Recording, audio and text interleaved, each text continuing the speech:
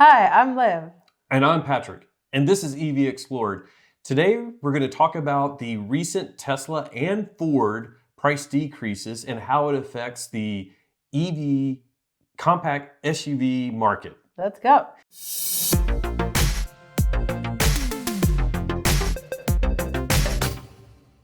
I'm guessing you've heard, one, that there is a $7,500 tax credit and very few compact SUVs qualify for that now. And then two, that Tesla just dropped their prices. And today, Ford has dropped their prices slightly so that there are more options for you in the EV compact SUV market.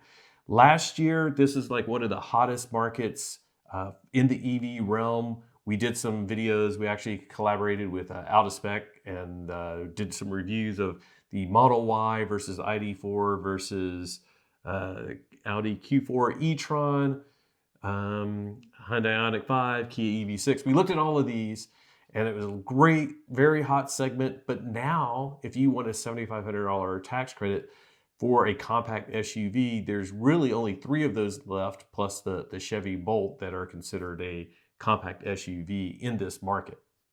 And just to clarify, when he says we've reviewed these, he means on our main channel, which is Mach-E Vlog. This is EV Explored, where we want to share more generically about what's going on in the EV industry. This is all a big deal. I guess we kind of assume that a lot of you guys who are watching these videos, you know so much about this stuff already. You probably know all about the Inflation Reduction Act. But if you don't, we're going to talk about a couple of the main contenders in the small SUV, EV, compact SUV market. You're right, that is a mouthful. Yeah, compact it's SUV, hard to EV. remember. And sort of what's happened with the Inflation Reduction Act is it changed things so that one, these cars have to be made within North America, so that includes Mexico, like the Mach-E's made in Mexico. At some point this year, they're going to start adding the battery component, like where that's made and assembled. So that's going to change things. But right now, that's not in effect. It eliminated the $200,000 vehicle cap. So Tesla and Chevy had reached that cap. That's now been eliminated. So they're back in. So it's been like this shuffling of like a shell game for like which car qualifies and which doesn't. Right now, and then in addition, I forget the other caveat that messed with us was whether it was identified as a car or SUV, because if it's identified as a car, it's a $55,000 limit on the purchase price to qualify.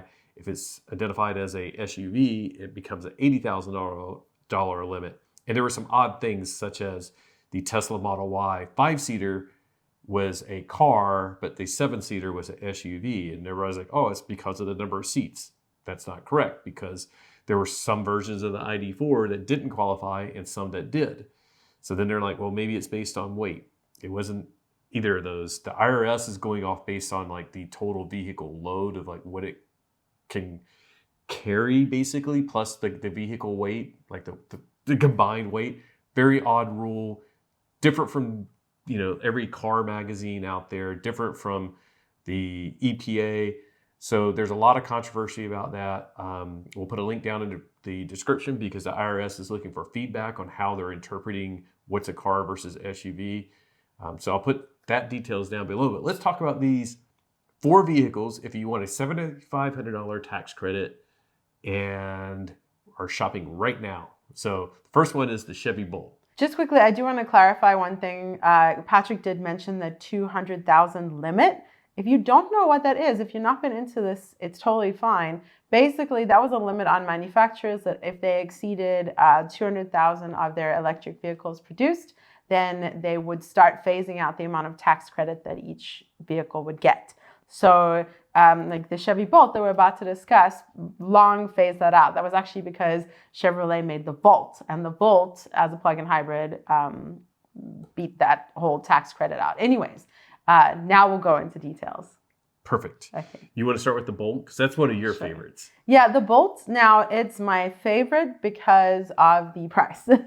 I am all about the economics. I don't understand why we have such a price disparity. For example, on this list of 4 vehicles, there is $30,000 between the Bolt and the Mach-E, which is $20,000. $20,000. That's still a lot. That's still a lot. It is. I said 30 because that is what the highest priced Bolt that you can get really is priced at, and that's $33,790, and that's the Chevy Bolt EUV Premium Red Line. Now the Red Line is kind of a little fun trim thing, which is a black vehicle with a red trim and everything, but that's pretty much around about what you could spend for this compact EV SUV, the Chevy Bolt. I like it because for that price, you get mid 200 miles of range.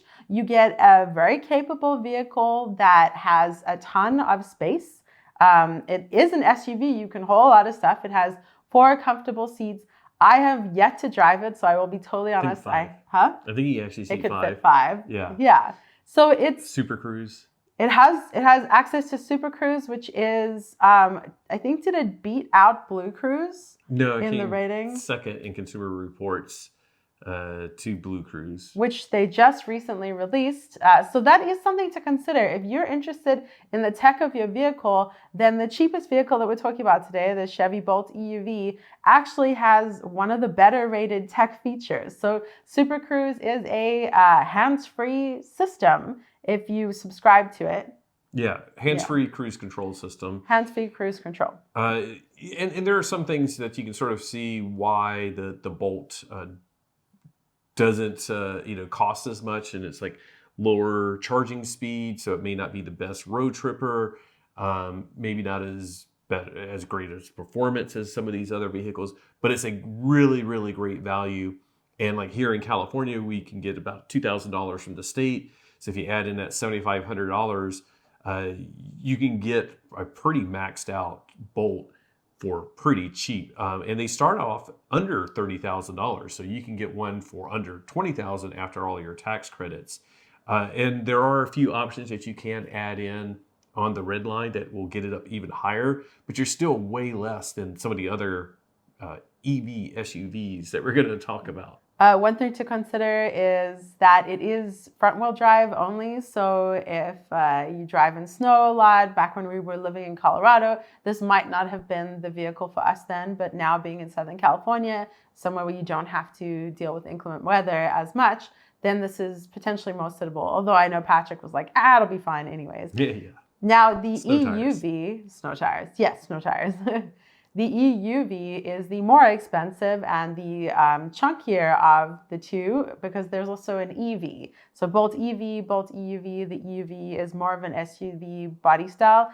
The EV is more of just a compact car, but they're actually really, really similar. The EV has about 15 more miles of range. I think it's 259 versus 240 something. So it's really good. It's really, really good. The only thing that I feel like you need to add onto the base package of the Bolts really is their driver confidence package, which gets you the rear camera. So I think that's just a really nice thing to have. Another one of our favorites, and this one is a little bit interesting, is the VW ID4. They were making them in Europe, but now there's a plant open in Chattanooga, Tennessee. So it is made here in North America. And as I mentioned a little bit earlier, the ID4 is interesting because the all-wheel drive version is considered an SUV, so it can be up to 80,000, and the rear-wheel drive version is a car, but those are less than 55,000. So it just basically works out for the ID4. So even the ID4 all-wheel drive, though, it's just slightly over $55,000. It's actually a really great EV SUV. Has got a lot of accolades over the course of the time that it's been out. We like some of the nice little features, like it has a sunshade with the glass roof that you can swipe with your finger on the control to open and close the sunshade. It has some driver's assistance features. It's hands-on, but it's still fairly decent. They've had some software issues, but those are getting resolved. The new ones have the new software. So overall, I think the ID4 is a fairly good option. It's also in the mid 200 mile range as well. And again, with this one, you can get all-wheel drive and rear-wheel drive, depending on your preference. You can, yeah. Now, so to be clear, the Bolt EV that we were talking about was $33,790. The ID4 that we're talking about is $51,445. So that is a huge jump. The big difference between the two, in my mind, is the charging speed. So be aware that the Bolt, like Patrick said, can hit a max of 50, although I've seen 55 now, kilowatt charging speed, which means if you're road tripping it, you have the range for a road trip, but your charging stops are going to be long. They're going to be like, over an hour, right? So anticipate that. If you want faster charging, you got to jump all the way up to 51,000 for the VW ID4. Although you can get some cheaper ID4s. This is like pretty much the top of the line ID4. So I think you can get some down, in the lower 40s as a comparison. Which, not like we're giving much input, but I think that would be a good deal. Yeah, because I personally really like the ID4. It was a pleasure to drive. It's a really cute vehicle. It has a great ambient lighting system. It has a good small screen. Like Patrick said, the software got some bad input. We heard that it was not great, but now it's been updated. Something that I really enjoyed about the ID4 was that the instrument cluster is attached to the wheels. So if you adjust the wheel at all, you still see the instrument cluster really clearly, which is nice for a short person like me. And the entire cabin is really comfortable and nice. Like, it's all tilted towards the driver. So I think that it's a really great vehicle for the price range, personally. Yeah, it definitely is a winner when you're looking at value as well. But of course, the Tesla Model Y has been sort of like the standard for like what all of these other EV SUVs have been aiming at. It's definitely the sales leader. They just sell a ton of these, and it was not originally going to get the EV tax credit, but Tesla just dropped their prices significantly. That got the Tesla Model Y long range underneath that $55,000 cap, which is huge. And it's all the great things that you get with Tesla. It has autopilot, it has the glass roof. It's the range is the class leading 330 mile EPA rated range. I have my own disputes with how real world some of this is, but there's no it's definitely clear that it leads the pack as when it comes to EPA range, and it has a supercharging network. So if you've seen anybody out there, they've had issues with charging on the road with Electrify America mostly, and then some others like EVgo. The Tesla supercharging network is just fantastic. You rarely hear of anybody having any type of issues. Sometimes you may have to wait, but we had to wait for an EA charger on one of our recent road trips. So overall, it's hard to beat the Tesla Model Y if you like Tesla. So there are some people that are don't like the styling or don't like Elon Musk or whatever. But if those aren't an issue for you, then go for it. It's definitely a leader in this pack right here. Now, we have actually spent more time in the Tesla Model Y. We rented one for a couple of days 2 years ago now to test it out. Weird to think of. The ID4, we've only done a test drive in, and the Chevy Bolt, we haven't even spent any time in. So I feel like we need to spend more time in these vehicles. But for my input, if you have any needs, like any dexterity issues with your hands or any issues and you need tangible buttons, that is something to be concerned about more so with the Model Y. The door handles are, for me, difficult to use, having only limited dexterity in these fingers, and I typically grab the door handles passenger with my left hand. Also, there are no grab handles on the inside of the vehicle, on the top of the door. We're calling them grab handles now, right? Yes. You said a bad word to describe them, so I'm not going to say that. We're not going to mention that. I'm not going to say that. And also, there's a lot that you need to do that's on the screen. I know this is something that some vehicle makers do, automakers do, but I'm not a fan of it personally. So if I want to change the airflow, I personally find it easier and more ergonomic to do with some kind of manual button and manual grabby thing. Why am I having a hard time with words? What's the grabby thingy called? You know what I mean, yeah. As opposed to like pressing the screen. So that is something to consider. Another little price saving thing, it's like we're going back and back over the models. The VW ID4 does come with free charging with Electrify America. 30-minute sessions for, is it 2 years now or is it still 3? I'm not sure. We should know this. We should know this, but stuff is changing a lot, right? So this is just stuff to be aware. If that's important to you, which it really well could be, look into that because you could have free charging. But then again, don't rely on public charging. When we say public charging, we mean charging outside of your home. So as EVs become more popular and as the public chargers get more taxed, they are really going to have to catch up with the amount of demand, and they're not there yet necessarily. So know what you're getting into if you're going to rely on public charging. And if you're at a dealership and they're like, oh, it'll be fine, you'll just charge, Electrify America charge, it'll be totally fine. It might be, but just, look into the stuff too. Another thing, going back again to the Chevy Bolt, the Chevrolet actually gives you a credit for installation or a $500 free $500 charging with EVgo. So you can get home charging installed, the 240 volt system installed in your house.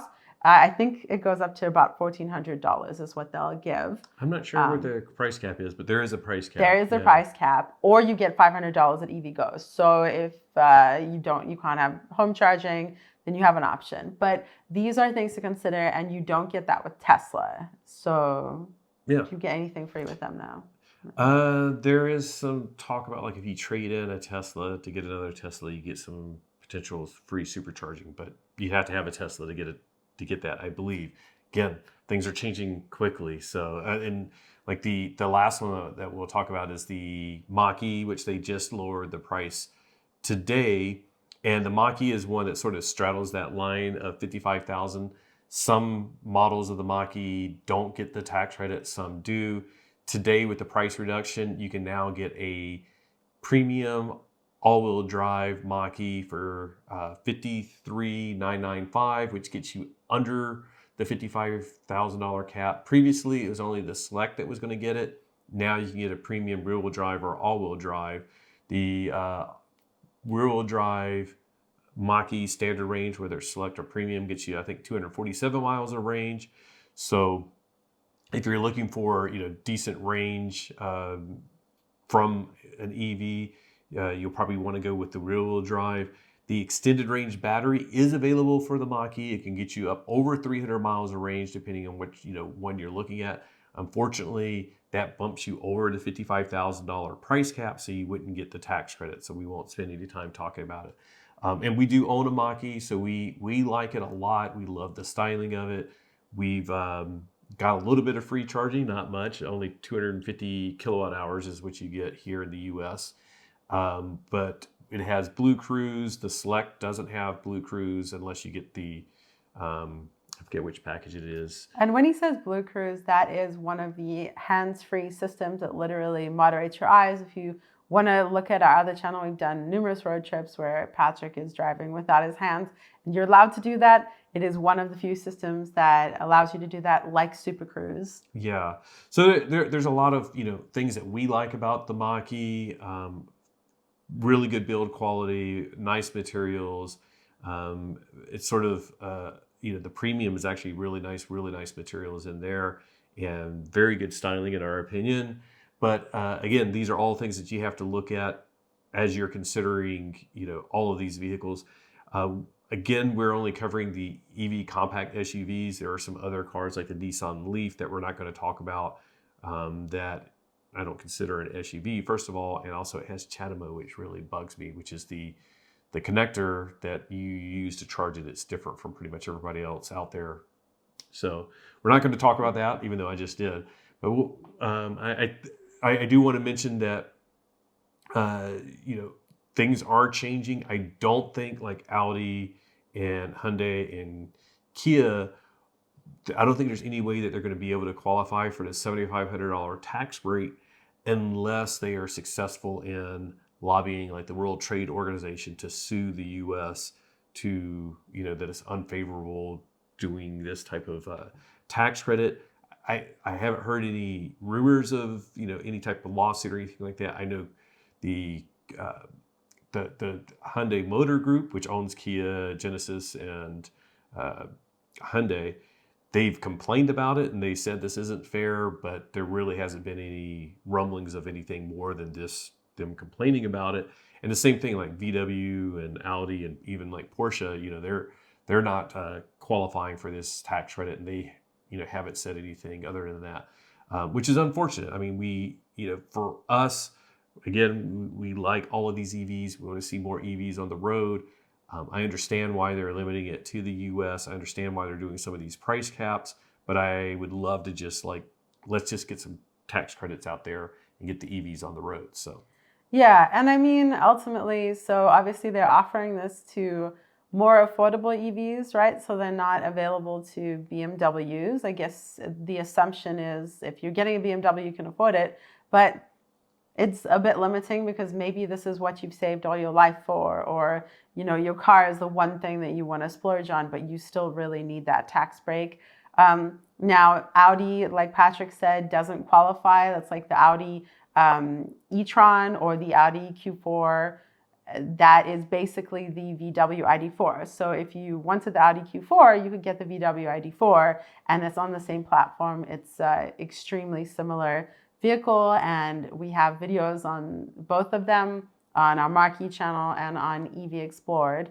Like Patrick said, we have 4 vehicles here and that we're talking about today, and that is because so many of the other automakers don't qualify for this anymore due to the material and the components. But I mean, Hyundai won all the awards all over last year for the Ioniq 5. It is a fantastic vehicle. It's honestly one of the top EVs out there.